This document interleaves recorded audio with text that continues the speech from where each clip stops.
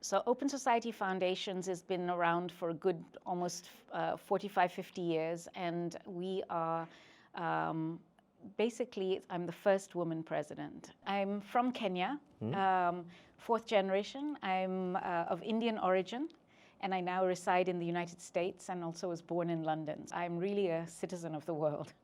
So I actually think Sri Lanka is full of opportunities. I just think that there's been a lot of progress, and just to see Sri Lankans themselves continually pushing for democratic practice, for political participation, for justice.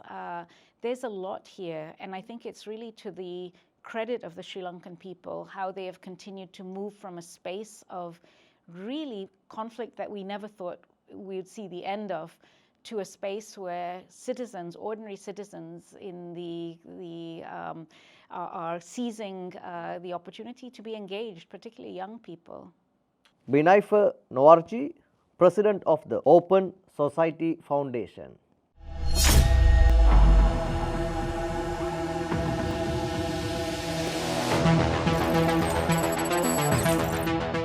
What is your full name? My name is Binaifer Nowrojee, and I'm the president of Open Society Foundations. Where are you from? So I'm complex in my background. I'm from Kenya, fourth generation. I'm of Indian origin, and I now reside in the United States and also was born in London. So I'm really a citizen of the world. When, what did you study? So I studied law because I was interested in working on issues of justice. And so studied law and was quite disappointed with law school, which was very much about following the law or private legal practice. And it wasn't until I finished law school that I was able to find a place where I could work on issues of justice. It's a childhood dream? It was, and very much influenced by my own background growing up in a dictatorship in Kenya, watching political prisoners, torture, and other violations that led to an interest in human rights. What was your first job? My first job was with the Lawyers Committee for Human Rights. Okay. What do you consider your biggest achievement? I think my biggest achievement has been work that I've done after the genocide in Rwanda, working around the prosecution of sexual violence as a tool of genocide. And I worked very heavily to interview victims and to push the International Criminal Tribunal for Rwanda to include sexual violence charges, resulting in a judgment that was the first judgment that acknowledged that genocide crimes could include crimes of sexual violence against women. Okay, what role are you in now? I'm now the president of Open Society Foundations. It is an organization that works on human rights, equity, and justice. Welcome to Sri Lanka and welcome to Stand By with Lahiru on Haritv. Binaifer Nowrojee, President of the Open Society Foundation. Yes. Thank you for having me. Let me start like this. As a president of Open Society Foundation, can you give us a brief overview of OSF's work in South Asia? Sure. So Open Society Foundations focuses on trying to promote what we call open societies, societies that really are about the universality of the human being, that no matter who you are or where you are worthy of dignity, of human rights, and of opportunity. And so in South Asia, our work is really focused around inclusion, meaning how can we make sure that everybody in South Asia, whoever they are, has the same opportunities, the same access to resources, and is not discriminated against. Okay. In your opinion, what is the way forward for South Asian countries towards a path of inclusion, opportunity, and sustainable peace? So I think the first thing is that you have remarkable diversity in this region, and it's pretty incredible. And at Open Society Foundations, we actually believe that diversity is a strength, and that leveraging that diversity can actually make for stronger society, more varied, more everyone bringing to the fore their different religions, their different talents, their different ethnicities. and trying to find ways in which the society can work in a way that recognizes that. We do that through different ways, but we believe that diversity is key. We also believe that dialogue is preferable to conflict, and then as much as possible supporting efforts around the issues of dialogue. And the last area that we think is very important is economic prosperity. How do we make sure that people in this region have access to opportunities, to employment, and to think about it in a sustainable way? So these are the kinds of areas that we're interested in. Particularly, we look at portions of the population that are really on the edges of society, that have been historically marginalized, and how do we redress that? Okay. What, in your view, is the biggest opportunity Sri Lanka has at this point? So I actually think Sri Lanka is full of opportunities. And I came to Sri Lanka first about almost a decade ago, just coming out of the Civil War times and the tsunami. I just think that there's been a lot of progress, and just to see Sri Lankans themselves continually pushing for democratic practice, for political participation, for justice. There's a lot here, and I think it's really to the credit of the Sri Lankan people how they have continued to move from a space of really conflict that we never thought we would see the end of, to a space where citizens, ordinary citizens are seizing the opportunity to be engaged, particularly young people. Okay. The global north was once known for its humanitarianism. It's now more selective in what it cares about.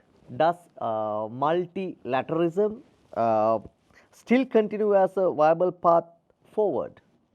And what role can countries like Sri Lanka play against this backdrop?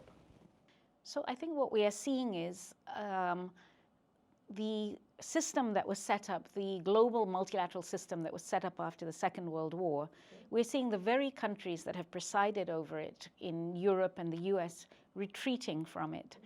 And the beginnings of the international economic architecture crumbling, doubts about the effectiveness of the United Nations. And it's a moment where we are seeing the US and Europe retreating from those principles of multilateralism and the values of universalism. And at the same time, what we are seeing are countries from the global majority beginning to step up and take their place at the table, calling for multilateralism, calling for standards of universality for human rights. So one example of that is seeing a country like South Africa bringing a case at the International Criminal Justice on the issue of Gaza. What we see thinkers, new economic thinkers in Latin America, Africa, Asia, coming together to push for new tax justice laws at the international level. So we're seeing, the changes, and because a lot of the countries in the global south are being impacted by this, but they're also rising to the occasion. So I actually think that multilateralism is important. It will continue, but the manifestation of how and who upholds it is changing. Okay, interesting. How have foundations and private philanthropies fill the gap of funding freeze by global powerhouses? How sustainable is this arrangement going to be? So what we've just seen is the US government basically pulling out very unexpectedly from providing aid with USAID in a manner that is actually not a responsible exit, and it's left many people in the lurch in a very almost cruel way, struggling to think about how they will continue the work. Now, that's not a good thing and it's not ideal, but it is an opening for us to really reconsider the business model of aid dependence. You know, we are now a good 50 plus years out of colonial rule, and should governments now be taking responsibility for their own citizens? And how do we create a business model of humanitarian assistance and aid that actually takes us out of dependence, it takes us out of power dynamics? So I actually think that it's a moment for governments that were recipients, or countries that were recipients of USAID funds, to think about new ways of doing this work. Okay. Civil society has taken a beating from these developments. What do you see as the way forward? What must be done to ensure that these don't weaken fundamental freedom and rights? So civil society plays an incredible role in upholding and calling for and being a watchdog, a check and balance on government and its excesses. Because any government, it doesn't matter which government, requires citizen participation, it requires engagement, it requires citizens to call on their governments to do things. I think that what we've seen is when we take democratic space for granted, how easily you can lose it if a citizenry is not engaged. And so civil society, be it in the media, be it in non-governmental groups, be it ordinary citizens, however they organize is an important part of creating a democratic space. Okay. There was a time when philanthropy and foundations were seen as a positive by the global north. Today, we see systematic gutting of foreign aid and demonization of organization, both in the West and the global South. How do we overcome these challenges on the road ahead?